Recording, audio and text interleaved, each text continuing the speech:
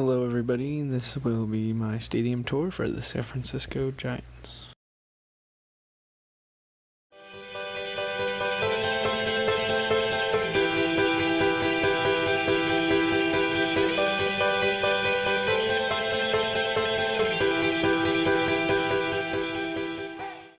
As you can see from our walk, Bart is not necessarily close to the park, and instead of using Muni, we usually walk. It's about a 20 to 25 minute walk, but it is a beautiful way to enjoy the scenery.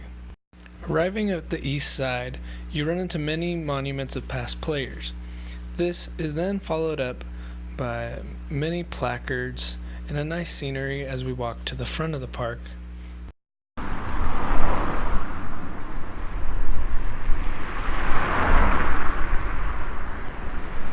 While walking down the side, you run into the ticketing booths and many people trying to sell you tickets just in case you weren't going to the game.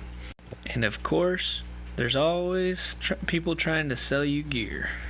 The location that I have decided to do is AT&T Park, which is home to the San Francisco Giants. This was the first privately financed ballpark in the major leagues since 1962. One of the many interesting ways that the Giants have included fans is through these memoriam placards that are in the front of the stadium. Similarly to many teams around the league, there's also CSN Bay Area. This is specifically located in San Francisco to keep coverage of the Giants and the A's. These events don't happen very often, but today was special. They were giving out these dual flap hats that many fans wanted to wait in line for. Here is the back entrance to the park, where they also have monuments and statues. As we walk along the back, we can see the bay, where many kayakers on a warm day will sit out in hopes of a splash hit. As you keep walking, you run into this fence. Here, since I couldn't get there, is where fans can watch the game for one inning even if they haven't paid for a ticket. This is a way to interact with the fans even though they haven't been able to purchase the ticket. This is just simply a seating chart which many fans use to pick where they want to sit. This is on the San Francisco Giants homepage, which allows fans to buy the tickets directly from the Giants. Other than that, there are many different avenues such as StubHub, SeatGeek, or anything like that, which is online. There's many different options and many different prices. You just have to find the one that works for you. For the purpose of this project, I decided to purchase high-quality tickets in the Alaska Airlines Club level. This allowed me to get more access to the park, which would be needed for this situation.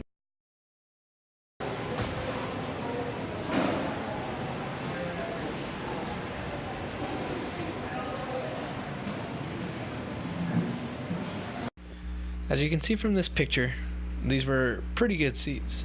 It also allowed me to check out old mascots, some old jerseys, and other historical facts that you can see in the upcoming pictures.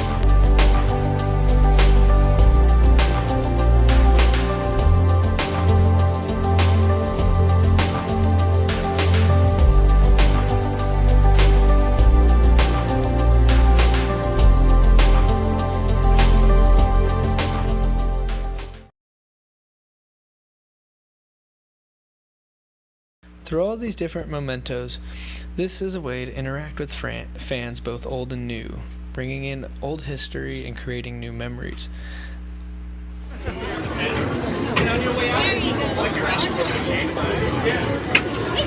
As you can see from this upcoming slide, we have many activations both outside and inside the park. Here, for example, we had Sapporo, who was offering premium beer. I am 21, by the way, so I did try some. Not a fan of beer, though, so it didn't really work.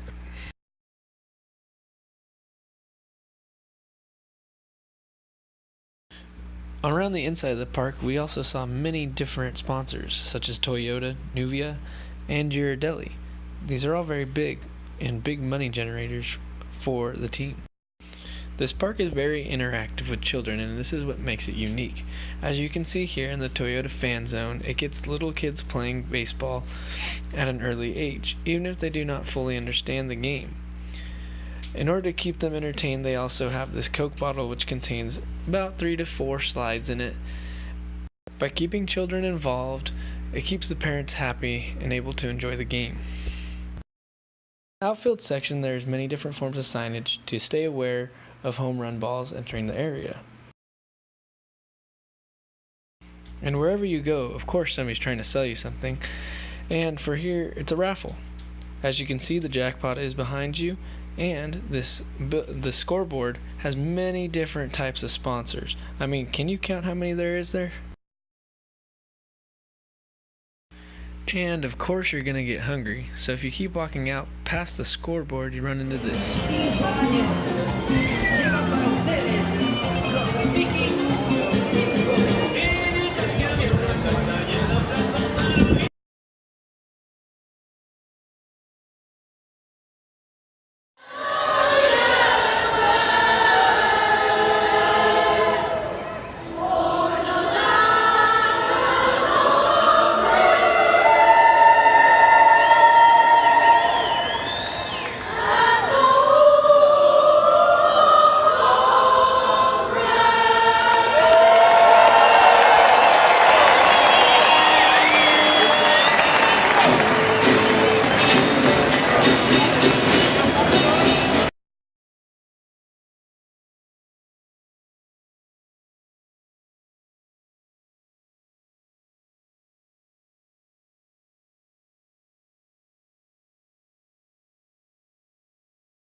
You can barely see here, but Lucille is giving out something free. Although you only see the FRE, he is giving out something free, and this is a form of activation. And as you can see here, these seats allowed me to take pretty good pictures and get very close to the players.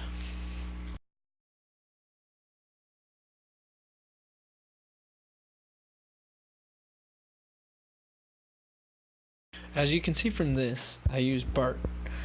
It's a very simple way to get there in 20 to 25 minutes. Many people use it, and it's very easily accessible, being that it's only about 10 to 15 minutes away from campus. What I have learned from touring this facility is that they are very big. There's many intricate parts, and if you don't know the right contacts, you can't access everything. This being the case, I had to purchase more expensive tickets just to get where I went. Although I'd like to tour the stadium a little bit more in depth, they would not let me take pictures otherwise. This is a prohibiting factor that needs to be taken into account for other people's projects moving forward. Thank you for listening to my presentation, and good luck on finals.